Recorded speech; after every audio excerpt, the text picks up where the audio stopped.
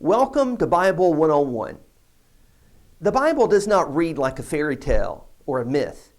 The details are abundant, and the narrative is harmonious with external histories. While the Bible documents do ring with authenticity, there's a lot to absorb.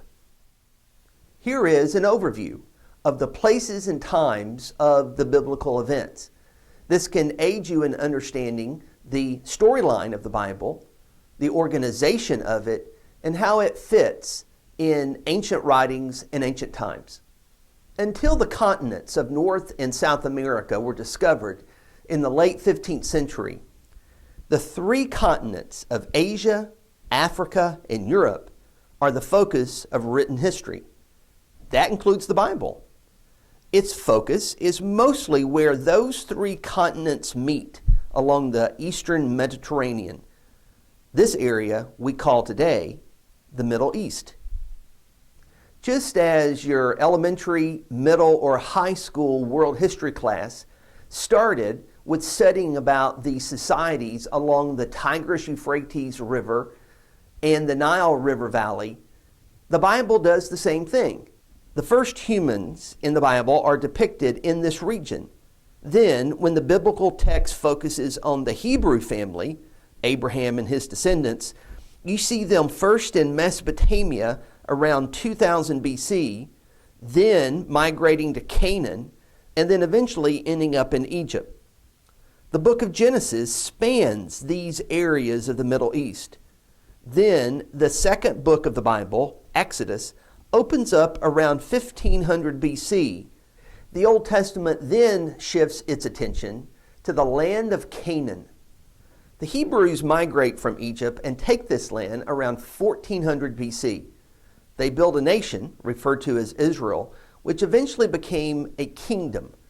David, Israel's most beloved king, lived there and wrote his Psalms around 1000 BC. Then, the biblical focus widens. Mighty empires like the Assyrians, the Babylonians, and eventually the Persians factor into the events of the Old Testament. These empires span from around 1100 to 500 BC. The Israelites interact with these kingdoms frequently. Then, according to the Old Testament record, God uses Assyria and then Babylon to punish the Israelites because of their unfaithfulness to Him, and the Israelites are carried off into captivity. Then the end of the Old Testament finds a remnant of the Israelites, now called Jews, living back in their homeland under the support and rule of the Persians. The New Testament opens with the events of the life of Jesus taking place in this same area, this strip of land along the eastern Mediterranean Sea. By this time, it's starting to be known as Palestine.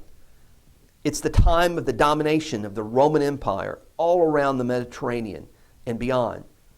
The events of the New Testament take place in the first century AD. The Gospel tells us that Jesus lived and moved between the Jewish regions of Galilee and Judea. He is crucified in Jerusalem. The rest of the New Testament is the account of how Jesus' followers took his message from Jerusalem across the Roman Empire to various places. The book of Acts and letters of the New Testament describe how the gospel of Christ spread to Syria, Asia Minor, known as Turkey today, into Greece and other parts of the Mediterranean basin. Eventually, you read of Christians living and teaching about Jesus in Rome. The last events of the New Testament occur in the 50s and 60s AD. This book, the Bible, is a legitimate historical source. You need to read it and experience its authenticity. The Bible does more than just give insight into ancient peoples and ancient times. It gives insight into human beings in general, and most importantly, insight into God. To learn more basics about the Bible, watch other installments of Bible 101.